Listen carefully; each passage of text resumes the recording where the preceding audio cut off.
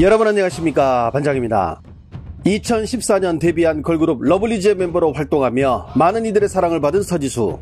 하지만 지난 2021년 그룹이 해체되자 서지수는 연기자로 전향하여 여러 드라마의 모습을 보였지만 대중들의 관심을 받지 못해 최근에는 아프리카 TV에서 BJ로 활동하고 있습니다. 최근 중국의 웨이보에서는 한국의 여자 아이돌 멤버가 그룹이 해체된 뒤 공장에서 일하고 있다는 소식이 검색어 1위에 올랐는데요. 중국 매체들 역시 러블리즈의 멤버였던 서지수가 그룹이 해체된 후 최근 공장에서 일하고 있다며 사진과 함께 연일 보도하고 있습니다. 이 사진은 국내 플랫폼에 올라온 사진으로 사진의 하단에는 공장에서 일도 해보고 팝업 스토어에서 옷도 팔아보고 많은 걸 도전하는 제가 좋아요 라는 서지수가 팬들과 나눈 대화의 일부도 소개되어 있었지만 그 진위 여부는 알 수 없었습니다. 하지만 이런 내용에 무려 3억 명이나 되는 중국인들이 관심을 보이는 이유는 무엇일까요? 중국 매체들의 보도 내용은 한결같이 한국에서 잘나가던 걸그룹 멤버의 말로가 고작 공장에서 일하는 것이다 라는 부분에 포커스를 맞춰 한국 아이돌들의 미래를 부정적으로 소개해 중국인들의 관심을 끌었기 때문입니다. 중국의 이런 보도 행태는 사실 지독한 질투에서 우러나온 것이라 할 수 있습니다. 우리가 흔히 말하는 K-시리즈, 즉 K-팝, K-드라마, K-영화들이 아시아를 넘어 전 세계를 호령하면서 아시아 문화의 중심이라 자부했던 자신들은 변방으로 밀려난 초라한 모습과 대비되니 자존심의 스크래치가 날대로 나 있었겠죠. 그런데 한국의 아이돌이 현재 공장에서 일하고 있다 하니 한국의 대중문화를 깎아내리기에 이보다 더 좋은 먹잇감이 있을까요? 2017년 한한령 시작부터 지금까지 7년 동안 이렇게 한국의 대중문화를 깎아내리고 있지만 현실은 아이러니하기만 합니다. 그 대표적인 예가 드라마인데요. 지난 2022년 기준 한국 드라마를 가장 많이 수입한 나라 1위는 일본과 미국이 각각 차지했는데 한한령을 시행하고 있는 중국이 7.7%를 수입하며 3위를 차지해 앞과 뒤가 전혀 다른 모습을 보여줬습니다. 반면 중국 드라마의 경우 동남아 일부 국가를 제외하고는 사실상 수출이 제로인데요. 그 이유는 바로 재미가 없기 때문입니다. 중국의 유명한 드라마 작가인 쉬인추아는 작년 2월 한 방송에서 중국 드라마가 재미없는 이유에 대해 다음과 같이 말했는데요. 中国这电视剧吧，嗑瓜子儿聊着天儿看，上趟厕所回来也没关系，甚至这个去打趟酱油回来接着看都可以。中国这个水词儿太多了，我们你知道写戏的时候这样，一般来说写30集的戏，他拍出来成45、50，他要涨嘛。你说他这么一涨，这不就给你上厕所嗑瓜子儿聊天的时间了吗？肯定就是节奏特慢。 这也是导致我们这个剧不好看的一个原因。 드라마를 시청하는 중국인들 역시 자국의 드라마에 답답해하기는 마찬가지입니다. 드라마를 좋아한다는 한 아주머니는 한국 드라마와 비교하며 중국 배우들의 외모에 대해서도 불만을 제기하며 화가 머리 끝까지 나 있었는데요. 你看，咱们中国早就是世界第2大经济体了。 但是我们的文化输出却十分的薄弱，我们在全球都没有掀起华流，而小小的韩国早些年就在全球掀起了韩流的龙卷风。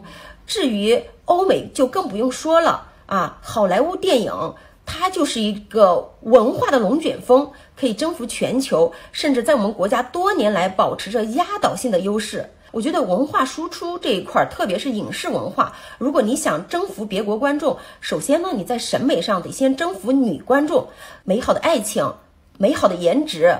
所以呢，韩流它就率先兴起了花美男这个概念。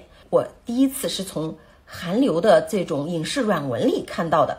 再看看咱们，你就是张译，你说张译什么英雄都让他来演，这个什么大票房的电影、电视剧都让他来演，他这个形象真的能够征服全球观众吗？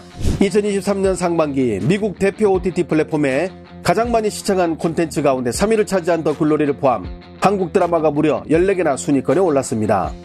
즉 드라마를 통해 얼마든지 자국의 우수한 문화를 전 세계에 알릴 수 있다는 것인데요.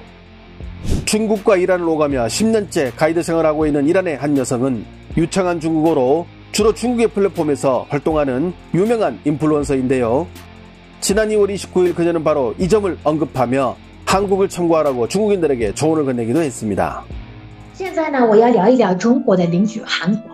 大家都知道，韩国的电影和电视剧啊，是不是在中国非常非常流行？在我们伊朗也是非常受欢迎。 甚至可以说，它在整个中东都非常受欢迎。不管是伊朗也好啊，土耳其呀、沙特呀，甚至摩洛哥反正我知道的是，他们的电视剧、电影都非常的火，甚至我们中东的很多年轻人看到他们的电影、电视剧之后，都开始学韩语，哎呀塞哟什么的。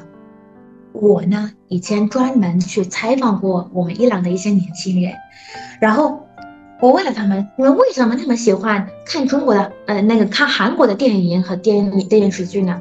他们给出的理由很简单，他们说，因为韩国是一个非常漂亮的国家，他们的男人、女人都长得非常漂亮，非常帅，非常漂亮，身材太好，穿的衣服也非常好看，他们的房子很漂亮，他们的生活很有质量。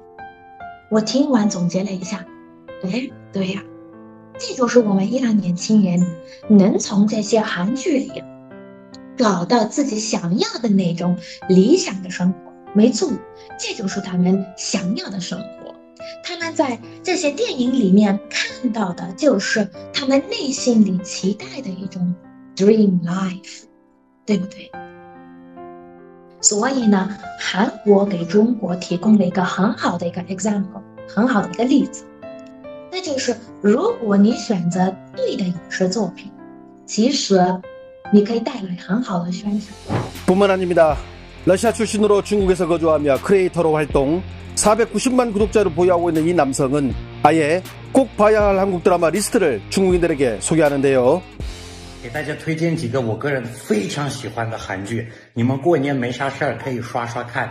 第一个是《模范出租车》，超级好看，拍的超级好，我个人觉得啊，一共有2季。第二个是《超异能族》，本来我看这个名字，我觉得并不会有什么那么好看，但是我看很多人推荐的，我看了以后就根本就停不下来，真的很好看。第三个是《信号》，《信号》我觉得拍的非常有意思，然后他的男主人公跟《模范出租车》是同一个人，我觉得他演技也是非常棒的。第四个是《死期将至》，然后很多人说他是烂尾，但是我个人觉得，以我的这个审美，我觉得结局反而是非常好的，有一个很深的含义，大家也可以看看。这些韩剧都是我个人觉得很好看，你们可以刷一下。